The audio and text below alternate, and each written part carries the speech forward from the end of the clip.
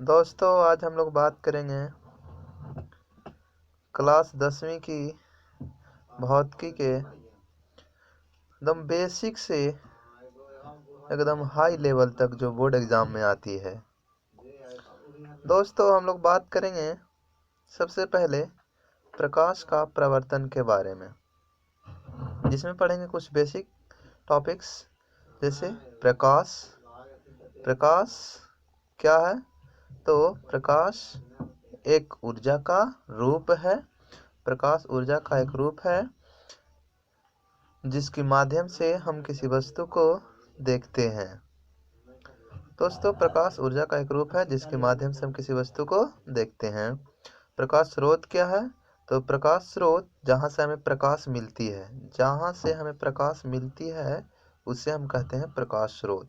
जहाँ से हमें प्रकाश मिलती है उसे प्रकाश स्रोत कहते हैं। दोस्तों प्रकाश स्रोत दो प्रकार की होती हैं। पहला प्राकृतिक प्रकाश स्रोत, दूसरा मानव निर्मित प्रकाश स्रोत। प्रकाश स्रोत दो प्रकार की होती हैं, प्राकृतिक प्रकाश स्रोत, मानव निर्मित प्रकाश स्रोत। जैसे प्राकृतिक प्रकाश स्रोत जिसे प्रकृति ने बनाया हो उसे प्राकृतिक प्रकाश स्रोत कहते हैं, जैसे सूर्य, तारे। दोस्तों और भी होगा इसमें, जैसे जुगनू आदि वस्तुएं। दोस्तों मानव निर्मित प्रकाश स्रोत वैसा प्रकाश स्रोत जिसे मानव ने बनाया हो उसे मानव निर्मित प्रकाश स्रोत कहते हैं। जैसे मोमबत्ती, बिजली का बल्ब, टॉर्च, लालटेन आदि वस्तुएं। इसके बाद दोस्तों हम लोग बात करते हैं प्रदीप्त या दीप्तिमान वस्तु। तो प्रदीप्त या दीप्तिमान वस्तु वैसा वस्तु जो प्रकाश उत्सर्जित करता हो उसे प्रदीप्त या दीप्तिमान वस्तु कहते हैं। जैसे सूर्य क्या देता है? प्रकाश देता है। तारे ये भी क्या देता है? प्रकाश देता है। मोमबत्ती आदि वस्तुएं दोस्तों क्या है? ये सभी वस्तुएं प्रदीप्त या दीप्तिमान वस्तुएं हैं। इसके बाद दोस्तों हम लोग बात करते हैं अप्रदीप्त वस्तु। तो वैसा वस्तु जो अपने से प्रकाश उत्सर्जित नहीं करती हो उसे अप्रदीप्त वस्तु कहते हैं। जैसे पत्थर, लोहा, चंद्रमा आदि वस्तुएं अप्रदीप्त वस्तुएं कहलाती हैं। दोस्तों चंद्रमा का अपना प्रकाश नहीं होता है, इस पर सूर्य का प्रकाश पड़ने से यह चमकती है। इसके बाद दोस्तों हम लोग बात करते हैं प्रकीर्णन क्या है? तो जब प्रकाश की किरणें किसी छोटे से कण पर पड़ती है या सूक्ष्म कण पर पड़ती है तो उस प्रकाश की ऊर्जा को यह कण अवशोषित करती है और कुछ प्रकाश को चारों तरफ फैला देती है। यानी दोस्तों जैसे कोई छोटा सा कण है, अगर इस पर प्रकाश की किरण पड़ती है तो किरणें पड़ने के बाद इस जो किरण का ऊर्जा है इस ऊर्जा को ये कण अवशोषित करेगी, यानी अपने आप में ग्रहण करेगी और इसके बाद दोस्तों ये किरणों को चारों तरफ फैला देगी, यानी प्रकाश को फैला देगी। इसी घटना को दोस्तों बोला जाता है प्रकाश का प्रकीर्णन। क्या बोला जाता है? प्रकाश का प्रकीर्णन। कि जब प्रकाश की किरण किसी सूक्ष्म कण पर पड़ती है और पड़ने के बाद वह कुछ ऊर्जा को अवशोषित करके प्रकाश को सभी दिशाओं में फैला देती है, इस घटना को प्रकीर्णन कहते हैं। इसके बाद दोस्तों हम लोग बात करते हैं किरण। तो किरण किसे कहते हैं? तो प्रकाश की पतली धारा रेखा को किरण कहते हैं। प्रकाश की पतली धारा रेखा को क्या कहते हैं दोस्तों? किरण। और किरण का संकेत होता है इस प्रकार से दोस्तों, जो एक ही तरफ जाएगी। ये किरण आ रही है इधर से, देखिए ये किरण का संकेत है। दोस्तों किरण कैसी रेखा में चलती है? तो किरण सीधी या बोलिए सरल रेखा में चलती है। किरण कैसी रेखा में चलती है? सीधी या सरल रेखा में। इसके बाद दोस्तों बात करते हैं किरण पुंज। तो किरण पुंज क्या होती है? जब बहुत सारे किरण मिलते हैं, एक साथ बहुत सारे किरण मिलते हैं, तो किरणों के समूह को बोलते हैं किरण पुंज। किरणों के समूह को क्या कहते हैं दोस्तों? किरण पुंज। किरणों के समूह को क्या कहते हैं? किरण पुंज। दोस्तों इसके बाद बात करते हैं किरण पुंज 3 प्रकार के होते हैं। यानी कोई क्वेश्चन पूछेगा कि किरण पुंज कितने प्रकार की होती हैं, तो किरण पुंज 3 प्रकार की होती हैं। पहला अपसारी किरण पुंज, समांतर किरण पुंज और तीसरा अभिसारी किरण पुंज। दोस्तों किरण पुंज 3 प्रकार की होती हैं: अपसारी किरण पुंज, समांतर किरण पुंज और अभिसारी किरण पुंज। अब दोस्तों बात करते हैं हम लोग अपसारी किरण पुंज किसे कहते हैं। तो अपसारी किरण पुंज वैसा किरण पुंज जो एक बिंदु से निकलती है और फैलती चली जाती है। एक बिंदु से निकलती है और फैलती चली जाती है। इस किरण पुंज को दोस्तों बोला जाता है अपसारी किरण पुंज। ये कौन सा किरण पुंज होगा? अपसारी किरण पुंज। इसके बाद दोस्तों हम लोग बात करते हैं समांतर किरण पुंज। तो वैसा किरण पुंज जिसमें प्रकाश की किरणें एक दूसरे के समांतर जाती है। कैसे जाती है दोस्तों? तो एक दूसरे के समांतर जाती है, जिसे हम लोग कहते हैं दोस्तों समांतर किरण पुंज। अपसारी किरण पुंज तो एक बिंदु से निकलकर फैलती चली जाती है, उसे अपसारी किरण पुंज। समांतर किरण पुंज तो यह किरणें एक दूसरे के समांतर जाती हैं, उसे कहते हैं समांतर किरण पुंज। इसके बाद दोस्तों अभिसारी किरण पुंज। तो वैसा किरण पुंज जो किसी बिंदु स्रोत से निकलकर किसी बिंदु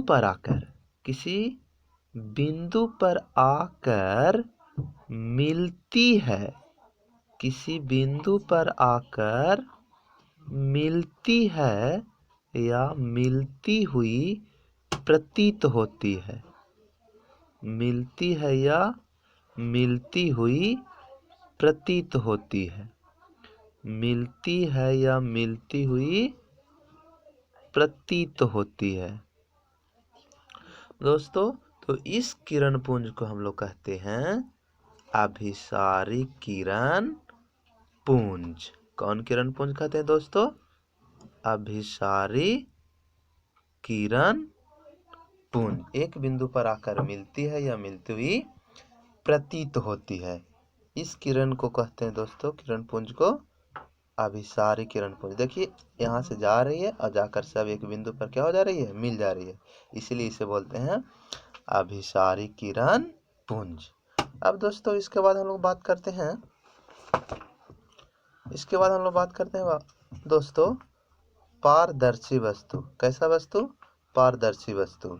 तो पारदर्शी वस्तु वैसा वस्तु जो अपने से होकर प्रकाश जाने देती है, या तो फिर बोले वैसा वस्तु जिससे प्रकाश आर पार हो जाती है। जिससे प्रकाश क्या हो जाती है? आर पार। उसे कहते हैं दोस्तों पारदर्शी वस्तु। जिससे प्रकाश आर पार हो जाती है उसे कहते हैं पारदर्शी वस्तु। जैसे दोस्तों वायु से क्या हो जाती है? प्रकाश आर पार हो जाती है। साफ पानी। कैसा पानी? साफ पानी। कांच आदि वस्तुएं से दोस्तों क्या होती है? प्रकाश की किरण आर पार हो जाती है, इसलिए इस वस्तु को कहते हैं पारदर्शी वस्तु। इसके बाद दोस्तों लोग बात करते हैं पारभासी वस्तु। तो पारभासी वस्तु वैसा वस्तु जो अपने से होकर प्रकाश की किरण को आंशिक रूप से आने देती है या आर पार होने देती है। वैसा वस्तु जो अपने से होकर प्रकाश की किरण को आंशिक रूप से आर पार होने देती है। यानी कहने का मतलब आधा किरणें पार होगी और आधा किरणें पार नहीं होगी। तो दोस्तों ऐसा वस्तु को हम लोग कहते हैं पारभासी वस्तु।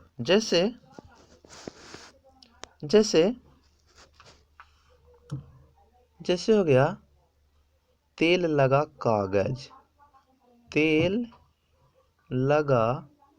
कागज। ये दोस्तों पारभासी वस्तु है। ट्रेसिंग पेपर, ट्रेसिंग पेपर ये भी दोस्तों एक पारभासी वस्तु है। घिसा हुआ कांच आदि वस्तुएं जो होती हैं दोस्तों, ये पारभासी वस्तुएं होती हैं। इसके बाद दोस्तों हम लोग बात करते हैं अपारदर्शी वस्तु। तो अपारदर्शी वस्तु वैसा वस्तु जो अपने से होकर प्रकाश की किरणों को आर पार नहीं होने देती है, अपने से होकर प्रकाश की किरण को आर पार होने नहीं देती है, उसे कहते हैं अपारदर्शी वस्तुएं। जैसे दोस्तों लोहा अपने से होकर कभी प्रकाश नहीं पार होने देगी आर पार। पत्थर,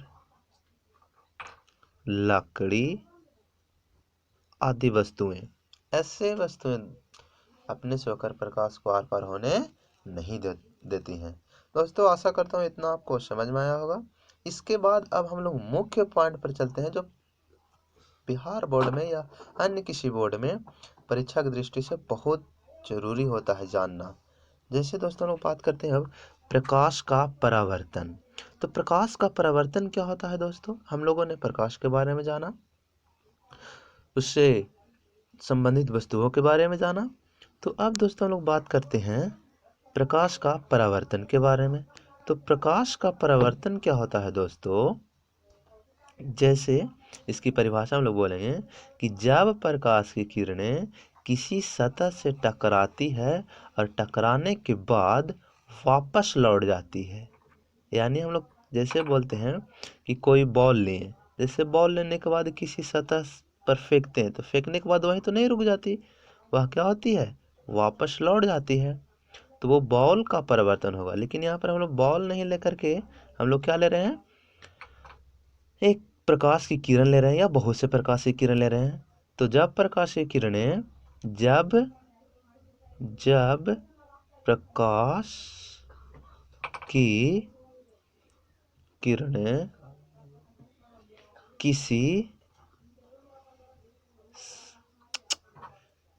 किसी सतह से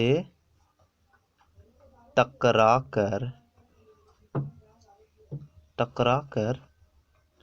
वापस लौट जाती है, वापस लौट जाती है, इसे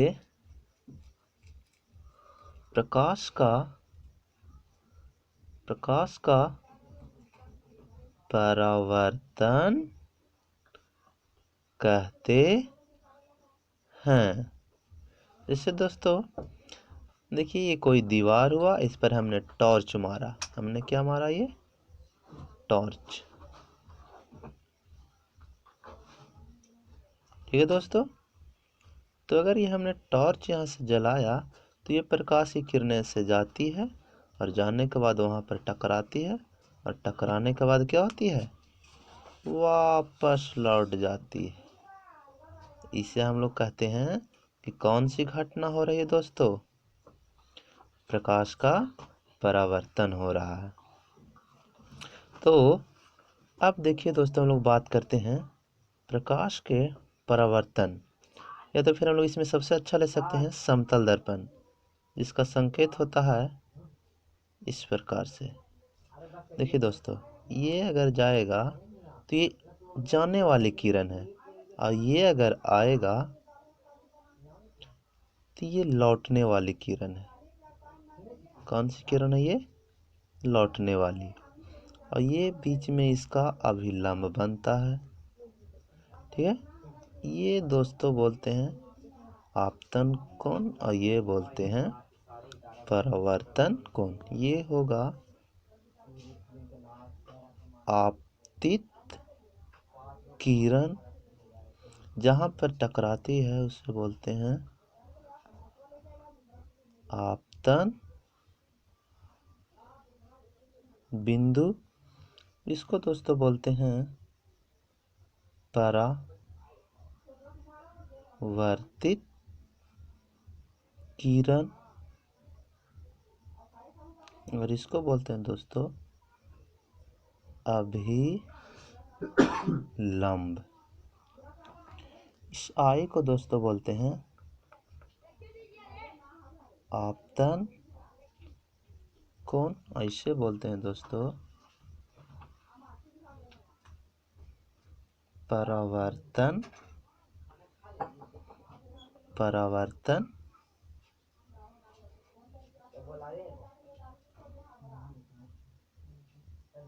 कोण, इसे दोस्तों बोलते हैं परावर्तन कोण।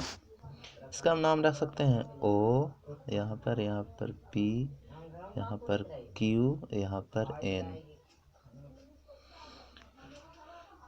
दोस्तों इसमें जो कुछ भिन्न पद बने, जैसे हमारा बना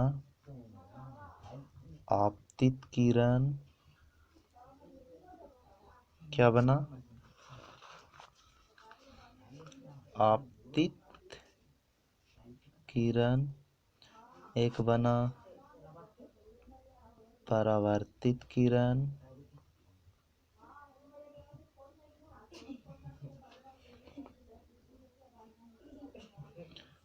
एक बना आपतन बिंदु,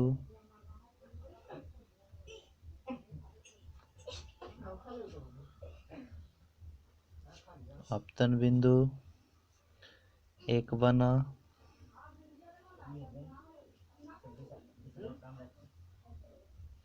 अभिलंब, एक बना आपतन कोण, एक बना परावर्तन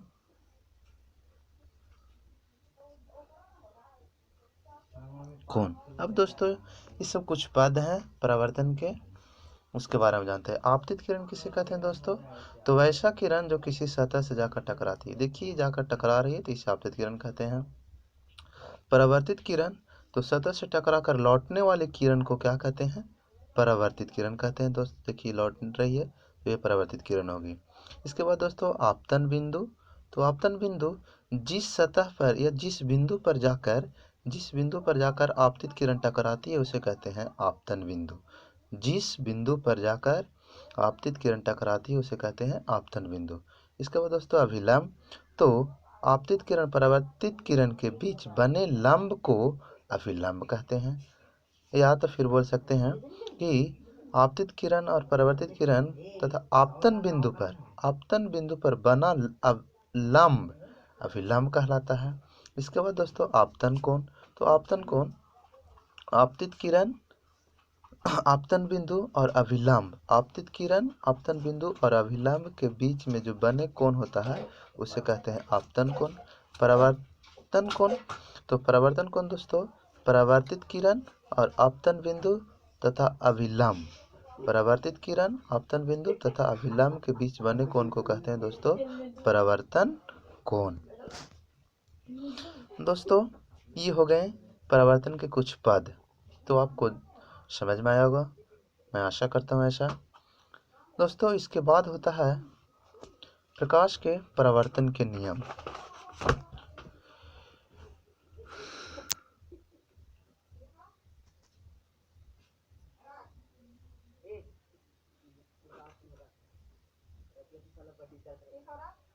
प्रकाश के परावर्तन के नियम, तो दो नियम है। प्रकाश के परावर्तन के कितने नियम हैं? प्रकाश के परावर्तन के दो नियम हैं। देखिए दोस्तों पहला नियम कहता है आपतित किरण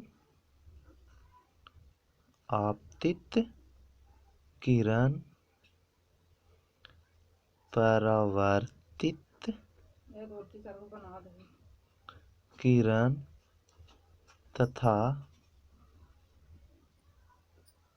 आपतन बिंदु पर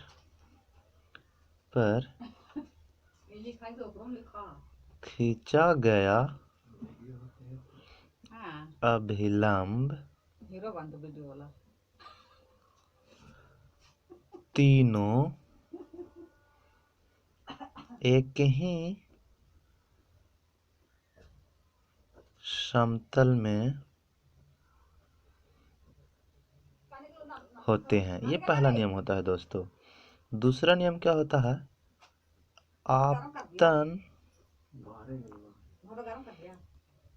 आपतन कोण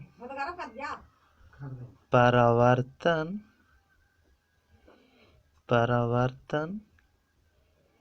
कोण के बराबर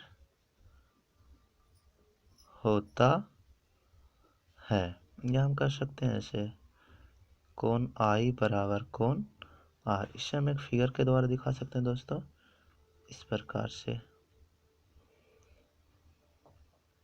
ये हो गया मेरा समतल दर्पण, ये हो गया आपतित किरण, ये हो गया इसका दोस्तों परावर्तित किरण, ये हो गया दोस्तों अभिलंब, ये हो गया आपतन कोण आई, ये हो गया दोस्तों परावर्तन कोण आर, और ये हो गया दोस्तों आपतन बिंदु ओ।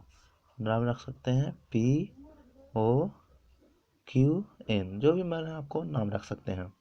तो इस प्रकार से दोस्तों हम लिख सकते हैं, ये आपतित किरण, परावर्तित किरण, अभिलंब, आपतन कोण, परावर्तन कोण, ये आपतन बिंदु, और ये है समतल दर्पण। दोस्तों मैं आशा करता हूँ कि इतना आपको समझ में आया होगा। आगे हम लोग बात करेंगे अब अगले वीडियो में। जय हिंद दोस्तों।